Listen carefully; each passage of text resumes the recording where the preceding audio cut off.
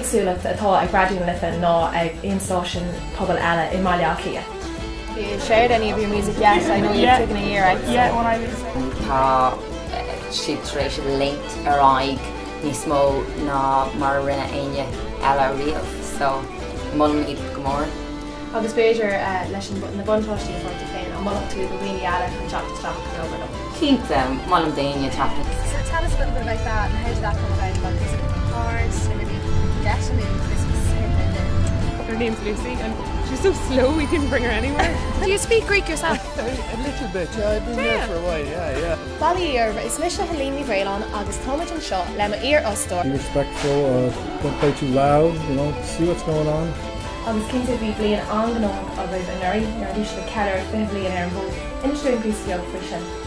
So, but what I love about it is they know their music, they're passionate about music, and everything they do is driven by music. And A lot of acts say that they love the acoustics of this particular venue.